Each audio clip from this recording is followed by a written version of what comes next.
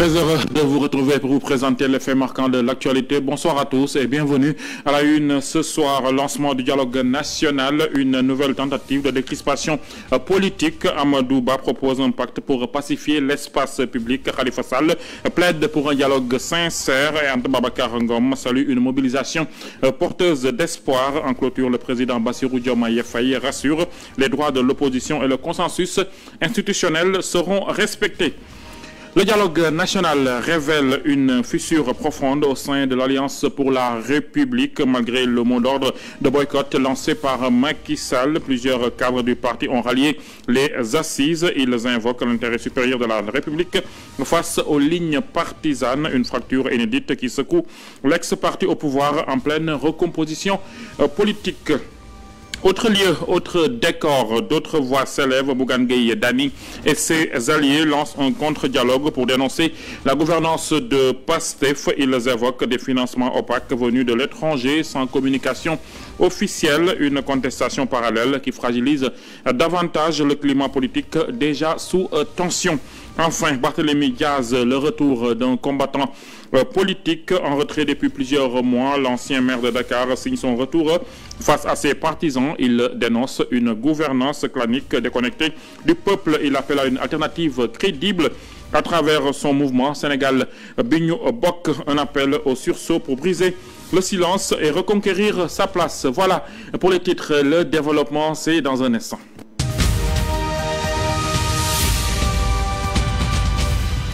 Merci de nous choisir pour vous informer. Le dialogue national a officiellement ouvert ses portes ce 28 mai au Centre international de conférence Abdou Diouf de Diamniadio. Dans la salle ovale, de nombreuses figures politiques, religieuses, coutumières et issues de la société civile ont répondu à l'appel. Jusqu'au 4 juin, les discussions porteront sur l'amélioration du système électoral et de la vie politique après les assises sur la justice en 2024. Cette édition 2025 est entièrement consacré à la refonte politique.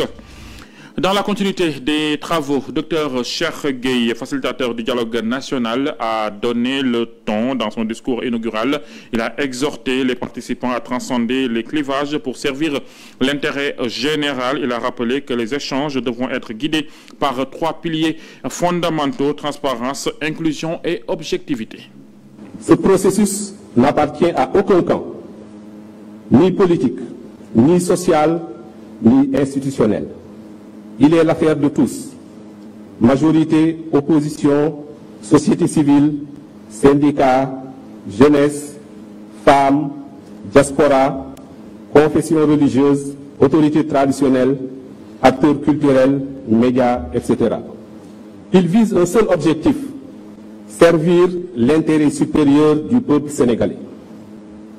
Conformément aux objectifs définis, ce dialogue vise à évaluer de manière lucide les forces et faiblesses de notre système politique, les convergences structurelles et les désaccords circonstanciels, formuler des réformes structurantes et prospectives en faveur d'une démocratie plus participative et plus sincère.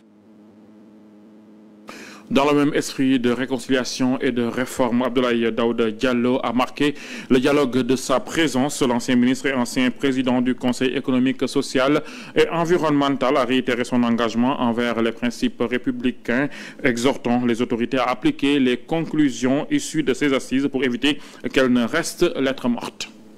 Je suggérerais simplement que les conclusions conscientielles qui vont sortir justement de cette rencontre puissent être matérialisés justement donc par des actes qu'ils soient ou réglementaires ou même, j'allais dire, législatifs. Nous sommes, je l'ai vu tout à l'heure à l'écran, effectivement, que nous travaillons pour l'avenir. Effectivement, ce dialogue doit le régir et il doit tout faire, effectivement, pour que ce pays continue d'être l'exception qu'il a toujours essayé. Face à la défiance ambiante, Amadou Ba a plaidé pour un pacte national de pacification et une refonte du système politique. Khalifa Sall a lui appelé à un dialogue sincère et inclusif, tandis qu'Anta Babacar Ngom saluait la forte mobilisation de l'opposition entre ouverture et riposte à Ousmane Sonko. Mais que vaut une démocratie où on arrête des opposants, où des journalistes, des chroniqueurs sont convoqués, parfois détenus pour avoir fait le travail? Nous appelons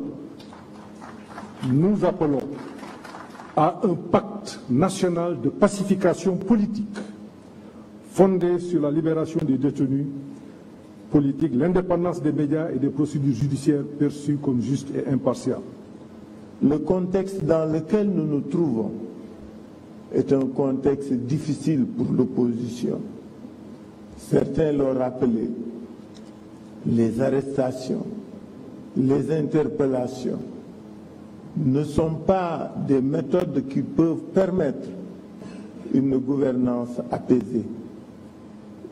À côté du djoubel et du djoubanti, il faudra y ajouter, quelqu'un l'avait dit, un djoubo sincère et permanent.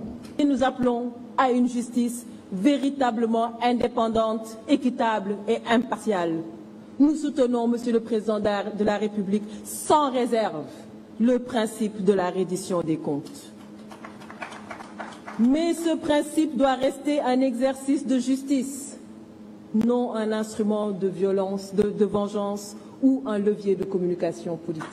La Haute Cour de justice doit être réformée, sa composition, aujourd'hui alignée sur la majorité parlementaire, ne garantit pas l'impartialité attendue. Autre voix critique, Mamadou Lamine Diallo a mis en lumière les incohérences autour du statut du chef de l'opposition. Selon lui, le dispositif actuel ne permet pas de désigner un leader légitime et reflétant la véritable opposition politique du pays. L'opposition, dans notre pays, historiquement, on l'a vu, n'est pas suffisamment stable pour qu'on lui décrète un chef. Il est vrai que c'est inscrit dans la Constitution. Mais dans les faits, on voit bien que c'est extrêmement compliqué.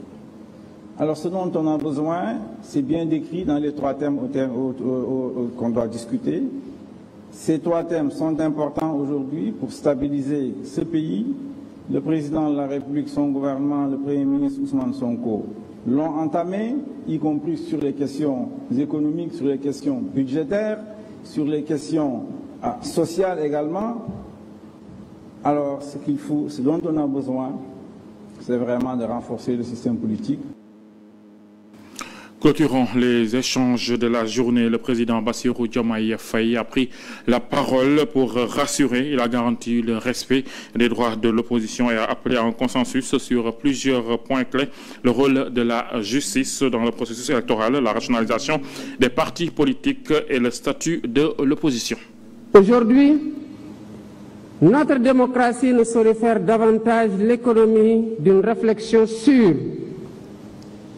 la rationalisation du calendrier électoral, la création d'une commission électorale nationale indépendante, le fonctionnement des organes chargés de l'organisation des élections, l'accès au fichier électoral et sa gestion, la rationalisation des partis politiques et leur financement, le rôle de la justice dans le processus électoral, la dématérialisation du processus électoral, le statut de l'opposition qui doit avoir un contenu réel, l'inscription automatique des primo-votants, la durée des campagnes électorales ou encore les modalités du parrainage, entre autres.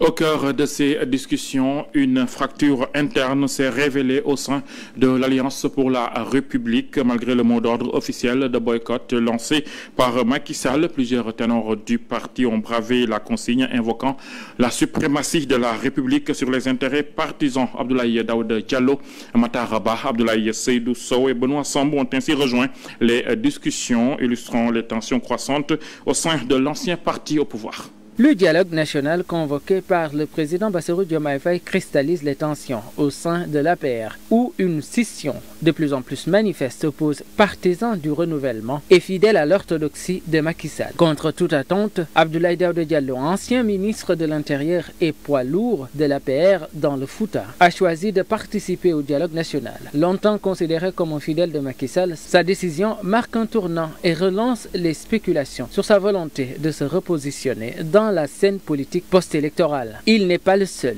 Abdoulaye Seydou Sow, ancien ministre de l'Urbanisme, a confirmé sa présence aux côtés du président Faye. Son entourage évoque une démarche de responsabilité républicaine. Aliou Dembourou Sow, autre figure notable de l'APR, a également décidé de prendre part aux discussions, malgré les réserves de sa formation politique. En revanche, la ligne dure, fidèle à Macky Sall, reste fermement opposée au dialogue. Cette branche du parti, qui continue de suivre les consignes de l'ancien président, est conduite par Abdou Mbow et El Hadj Omar Youm, ancien ministre et figure influente de l'appareil de l'APR. Ces responsables jugent le dialogue national non prioritaire. Ils dénoncent une tentative de mise à l'écart de leur formation sous couvert d'un processus prétendument inclusif. Selon plusieurs sources internes, cette ligne reste dominante au sein du directoire national du parti. Néanmoins, la participation de certaines figures historiques du parti crée un malaise croissant et oblige l'APR à envisager une recomposition de ses équilibres internes. Le dialogue national agit ainsi comme un révélateur des lignes de fracture au sein de l'APR. Le choix d'Abdoulaye Daouda Diallo, Abdoulaye Seydou Sow et Aliou Dembourou d'y participer ouvre la voie à une possible reconfiguration du parti, voire à la création d'un courant dissident, plus en phase avec les nouvelles réalités politiques. D'un côté, une aile conservatrice disciplinée suit Macky Sall dans une stratégie d'opposition ferme. De l'autre, un courant plus modéré, soucieux de préserver une place dans le jeu institutionnel, cherche à exister autrement dans le paysage politique sénégalais. Dans ce contexte, la question se pose. L'APR est-elle encore une formation? En parallèle de l'événement officiel, une opposition citoyenne s'organise. Certains acteurs politiques ont lancé un dialogue alternatif et citoyen dénonçant la gouvernance de PASTEF. Ils accusent les nouvelles autorités d'avoir reçu des financements étrangers, notamment de Côte d'Ivoire et du Mali. Des allégations pour l'instant non confirmées officiellement. Compte rendu à Moussa Mané. Ils sont au nombre de 8 organisations, partis politiques, mouvements citoyens à se réunir en ce jour solennel consacré au dialogue politique. Pendant que le chef de l'État lance l'ouverture à Diamniadio, ici à Dakar, ces acteurs ont à leur tour décidé d'organiser un contre-dialogue dénommé le dialogue alternatif et citoyen. Depuis le mois de juin 2024, le pouvoir actuel refuse de publier les statistiques sur la dette publique. Ils sont en train de s'endetter à vitesse exponentielle sans pour autant rendre compte aux Sénégalais, alors que c'est une obligation. Je leur défie, ils ont omis volontairement de publier les rapports sur la dette publique. Ce qui est anormal, et j'en appelle à la vigilance de tous les Sénégalais, parce que ces gens-là, il faut les recadrer, il faut les contrôler, il faut les encadrer, parce qu'ils sont en train de faire du n'importe quoi. Ceux qui sont au dialogue ne savent pas que déjà, la majorité a organisé les commissions à sa guise. Ils ont déjà nommé ou choisi les présidents des commissions, ils ont choisi les 2 assesseurs qui vont les accompagner, ils ont choisi les rapporteurs de chaque commission, en dépit de toute considération, en dépit de toute consultation de l'opposition. Ce qui se passe à Diamniadio est un dialogue purement accentué sur la politique, soutient-il. Aucune question sur l'économie.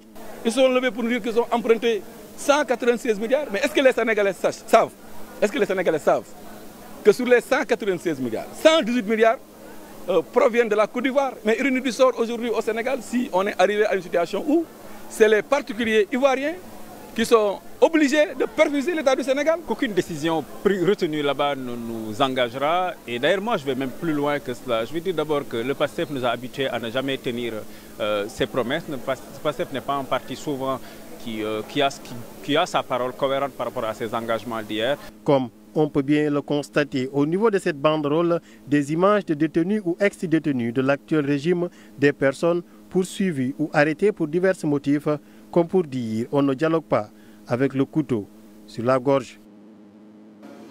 Le gouvernement du Sénégal a reçu 1178 milliards de francs CFA de financement extérieur, affirme l'ancien ministre Pape Malick Ndour, des propos qui viennent contredire ceux du Premier ministre qui a affirmé hier en marge de la cérémonie de lancement du Forum Invest in Sénégal qu'aucun décaissement n'a été effectué par le FMI en faveur du Sénégal depuis un an. Hier, j'ai entendu le Premier ministre déclarer qu'ils avaient les compétences nécessaires pour développer le Sénégal sans l'appui du FMI. C'est faux. Je le défie. Dans le budget 2024, ils ont reçu 1178 milliards de francs CFA de financement extérieur. si ce que je dis est faux, qu'il porte plainte contre moi pour diffusion de fausses nouvelles. La vérité, c'est qu'il continue à vivre sous perfusion extérieure. Et je les défie, 1172 milliards.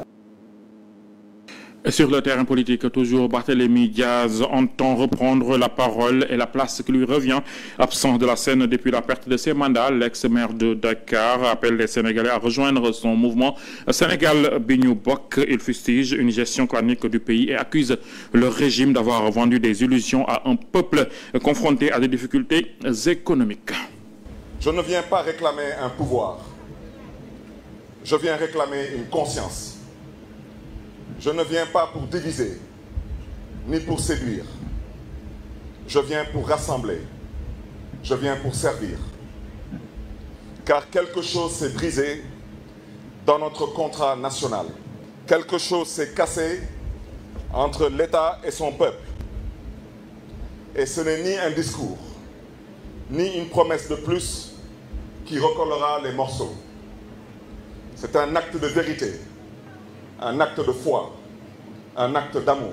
Et c'est pour vous que je lance ce mouvement. Un mouvement né de la fatigue d'attendre. Un mouvement né du refus de courber l'échine. Un mouvement qui porte un nom simple, mais immense, porteur d'espoir et d'avenir. Un nom comme une main tendue. Un nom comme une promesse. Un nom qui n'est pas une invention de plus, un nom qui est un serment que je prends du fond de mon cœur. Je vous invite dans le mouvement Sénégal bi ñu bokk. Sur le front judiciaire, un rebondissement dans l'affaire Samuel Sarr, inculpé pour abus de biens sociaux à hauteur de 8 milliards de francs CFA. L'ancien a bénéficié d'une liberté provisoire sous bracelet électronique pour raison de santé. Cette décision du juge du deuxième cabinet fait suite à une expertise médicale présentée par ses avocats. Il demeure toutefois sous contrôle strict. Nous parlons toujours voilà, de cette brève. Côté éducation, la sanction est tombée dans l'affaire de tricherie au bac blanc du lycée Blaise Diagne. Monsieur Gueye, assistant du censeur, a écopé de 2 ans de prison, dont 3 mois ferme pour avoir orchestré une fuite. 8 élèves impliqués dans l'affaire ont été condamnés à une amende de 50 000 francs CFA. Enfin, sur le plan religieux, la date de la Tabaski fait encore débat. La coordination des musulmans du Sénégal pour l'observation du croissant lunaire a fixé la fête au vendredi 6 juin 2025, après avoir confirmé l'apparition du croissant lunaire dans plusieurs pays musulmans. Cependant, la Commission nationale de concertation sur le croissant lunaire, CONACOC, qui attend l'observation officielle ce mercredi 28 mai, pourrait fixer la fête au samedi 7 ou au dimanche 8 en fonction de l'apparition de la Lune sur le territoire sénégalais. Voilà, c'est tout pour ce soir. Merci d'avoir choisi le journal de CTV pour vous informer. Restez avec nous, nos programmes se poursuivent. Merci de votre fidélité. Au revoir.